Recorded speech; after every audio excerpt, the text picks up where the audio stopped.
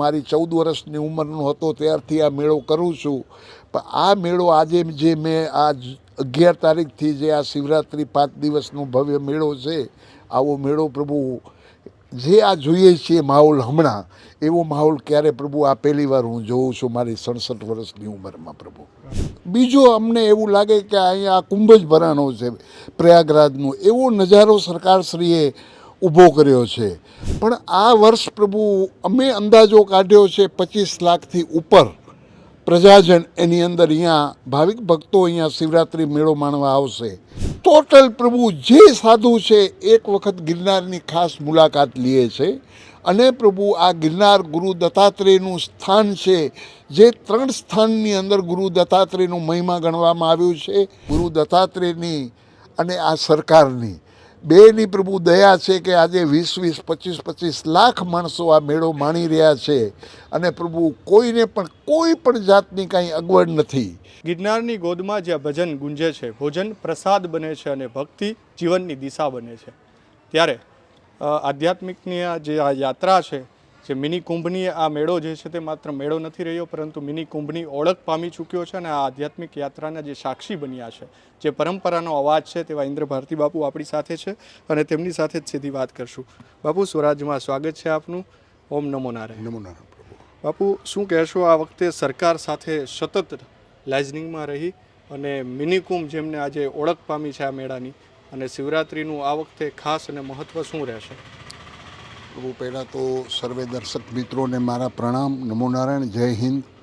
પ્રભુ, આ વખતે જે આપણી હિન્દુત્વ વિચારધારાની સરકાર, જે હમણાં આપણે થોડોક સમય પહેલાં જ પ્રભુ પ્રયાગરાજની અંદર કુંભ, જેણે વિશ્વની અંદર એક મોટો સંદેશો દીધો સનાતનનો, અને આ વખતે ગુજરાતના માનનીય મુખ્યમંત્રી ભૂપેન્દ્રભાઈ પટેલ અને યુવાધન હર્ષભાઈ સંઘવી નાયબ મુખ્યમંત્રી શ્રી આ વખતે પ્રભુ શિવરાત્રિ મેળાને એક મિની કુંભ જાહેર કર્યો છે.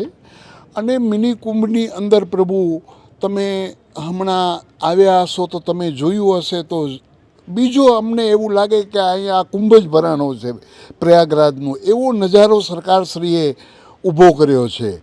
અને પ્રભુ પ્રજાજન, મહાજન અને પ્રશાસન ત્રણેય મળી કરી અને આ મેળો છે એ વિશ્વસ્તરે કેમ એનો સારો સંદેશો જાય, એના માટે આ ત્રણેય મળી કરી અને જે મહેનત કરીએ છે એ પ્રભુ હકીકતમાં ધન્યવાદને પાત્ર છે આ સરકારશ્રી પણ. અને હરેક પ્રભુ આજે તમે અહીંયા જોવા જાઓ તો પ્રભુ દર વર્ષે 10-12 લાખ માણસો થાય છે, પણ આ વર્ષ પ્રભુ અમે અંદાજો કાઢ્યો છે 25 લાખથી ઉપર પ્રજાજન એની અંદર અહીંયા ભાવિક ભક્તો અહીંયા શિવરાત્રિ મેળો માણવા આવશે. તો પ્રભુ આજે હરેક હું ગુજરાતી જનતાથી અને હરેક સનાતની પ્રજાને હું એક વિનંતી કરું છું કે આ જે મેળો છે એ એક કોઈ મેળો આપણે કહીએ ને, મેળા ઘણી પ્રકારના હોય, પણ આ જે મેળો છે એ એક આધ્યાત્મિક ઉર્જાનો મેળો છે.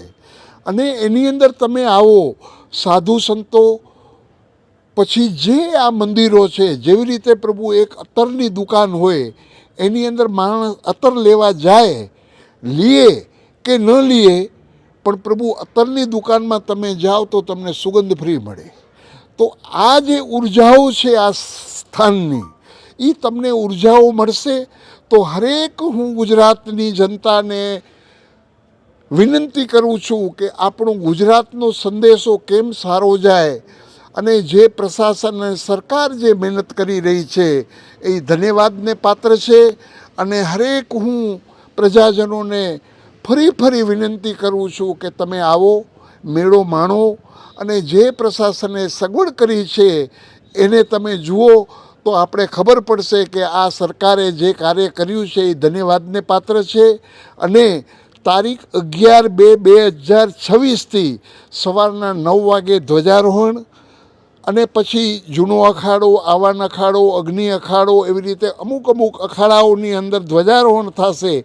અને ભગવાન ભવનાથ મહાદેવનું પ્રથમ એના ઉપર પ્રભુ ધ્વજારોહણ થશે, પછી અખાડાઓની, પછી અમુક આશ્રમોની, અને સાંજે 7 કલાકે એક ભવ્યથી ભવ્ય ડમરૂ યાત્રા જેની અંદર પ્રભુ આપણા નાયબ મુખ્યમંત્રી, આપણા યુવાધન, જેના ઉપર ગુજરાત ગૌરવ કરે એવા હર્ષભાઈ સંઘવી પણ પધારવાના છે.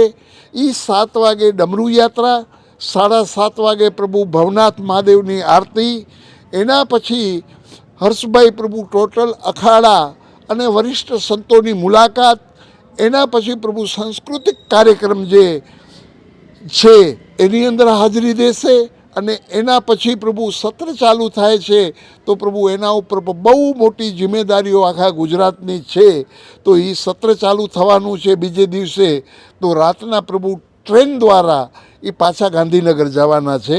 અને પ્રભુ બીજું ખાસ પ્રભુ એ કહું, ભવનાથ મહાદેવ પાસે પ્રાર્થના કરું કે અમારા ભવનાથ મહાદેવ અમારા ગુજરાત ઉપર અને ભારત ઉપર સદાય એની અમી દ્રષ્ટિ રહે, અને અમારું ભારત વિશ્વગુરુએ પૂગે એવી પિનાકપાની શિવ અને ગુરુ દત્તાત્રેય, મા જગદંબા, ગુરુ ગોરક્ષનાથ પાસે મારી પ્રાર્થના.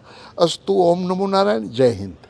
બાપુ, એક છેલ્લો પ્રશ્ન કે કાશી હોય કે પ્રયાગ, પરંતુ જ્યારે મહાશિવરાત્રિ આવે ત્યારે જુનાગઢ એક મહાત્મય વધારે રહેલું છે, અને મહાશિવરાત્રિનું મેળાનું જુનાગઢમાં આટલું મહત્ત્વ કેમ છે? પ્રભુ શિવરાત્રિ છે ને પ્રભુ, વર્ષની અંદર પ્રભુ આમ જોવા જઈએ તો 4 રાત્રિ મહારાત્રિઓ કહેવાય છે. એની અંદર એક હોળી, એક જન્માષ્ટમી, એક કાળી ચૌદસ અને એક આ શિવરાત્રિ. ઓહોરાત્રિ, મોહરાત્રિ, કાલરાત્રિ ને શિવરાત્રિ, એ 4 રાત્રિનું મહત્ત્વ હોય છે.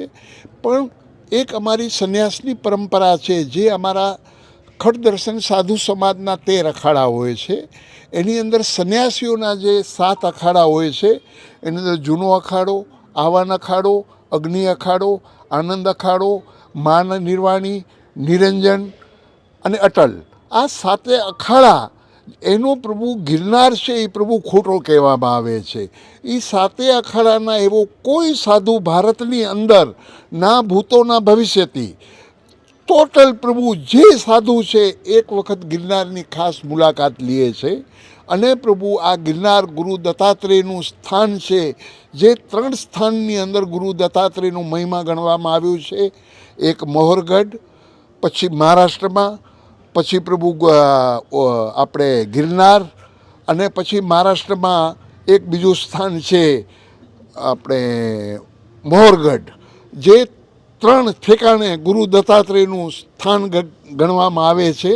તો 3 સ્થાનની અંદર પ્રભુ સાધુ સંતો જેવી રીતે ગિરનારની મુલાકાત લે છે, ગાંગણાપુર અને મોહરગઢ 3 ઠેકાણે પ્રભુ મુલાકાત અને દર્શનનો લાવો લે છે. તો આ જે સ્થળ છે પ્રભુ સંન્યાસીઓ માટે અતિ દુર્લભ સ્થળ છે. એની અંદર પણ અમારો શ્રીપંચ દશનામ જૂનો અખાડો છે, એના અમારા ઈષ્ટદેવ હોય તો ગુરુ દત્તાત્રેય હોય છે. જેવી રીતે અગ્નિ અખાડો હોય તો એના ઈષ્ટદેવ માં ગાયત્રી હોય છે. જેવી રીતે આવાન અખાડો હોય તો એના ઈષ્ટદેવ ગણપતિ દાદા હોય છે. જેવી રીતે નિરંજની અખાડો હોય તો એના ઈષ્ટદેવ કાર્તિકેય સ્વામી છે. તો એવી રીતે પ્રભુ 7 અખાડાના ઈષ્ટદેવ હોય.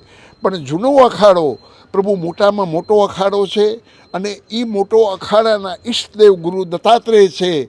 એટલે ઘણા વર્ષોથી પ્રભુ આ એક ભવનાથનો મેળો અમારા ગુરુ દાદા ગુરુ સૂર્યપ્રકાશ ભારતી અને હાથીગીરજી મહારાજે પ્રભુ આ રવેડીની પ્રભુ ધીરે ધીરે શરૂઆત કરેલી ઘણા વર્ષો પહેલાં. ને ત્યારે પ્રભુ મેળાની અંદર 10,000, 15,000 માણસો, 5,000 માણસો, જ્યારે રાજાશાહી હતી ત્યારે એટલા માણસો થતા. અને હવે તો પ્રભુ ગુરુ દત્તાત્રેયની અને આ સરકારની બેની પ્રભુ દયા છે કે આજે 20-20, 25-25 લાખ માણસો આ મેળો માણી રહ્યા છે.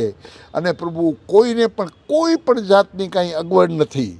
અને પ્રભુ સરકારશ્રીએ જે સગવડો કરી છે એ મેળો તમે માણવા આવો ત્યારે તમને ખબર પડશે કે આવાવાળી પ્રજા માટે પ્રભુ એક રેન બસેરા અહીંયા જ પ્રભુ કરવામાં આવ્યું છે, આ રૂપાયતન રોડ ઉપર પ્રકૃતિધામની અંદર, કે આવાવાળા કોઈ પણ વયોવૃદ્ધ માણસો હોય એના માટે પ્રભુ ગાદલા, ગોદડા, પલંગ, ટોયલેટની સુવિધાઓ, ટોટલ સુવિધા સરકારશ્રીએ પ્રભુ ઊભી કરી છે. અને આ શિવરાત્રિ મેળો એક ઘણા વર્ષોથી હું મેળો પ્રભુ મારી 14 વર્ષની ઉંમરનો હતો ત્યારથી આ મેળો કરું છું. પણ આ મેળો આજે જે મેં આ 11 તારીખથી જે આ શિવરાત્રિ 5 દિવસનો ભવ્ય મેળો છે, આવો મેળો પ્રભુ જે આ જોઈએ છીએ માહોલ હમણાં, એવો માહોલ ક્યારે પ્રભુ આ પહેલી વાર હું જોઉં છું મારી 67 વર્ષની ઉંમરમાં પ્રભુ. બાપુ, મુરગી કુંડનું જે સ્નાનનું મહત્વ છે એ શું રહેલું છે? પ્રભુ આમ જોવા જઈએ તો મૃગીકુંડનો મહિમા પ્રભુ બહુ મોટો છે. જો કહેવા જઈશ તો એની અંદર 1 કલાક લાગશે. કેમ કે મૃગી એક રાજાની દીકરી હતી અને ઋષિ તપસ્યા કરતા હતા, એની અંદર વિઘ્ન નાખ્યું હતું. ત્યારે ઋષિએ એમને શ્રાપ દીધો હતો કે તું મૃગી રૂપ થઈ જા.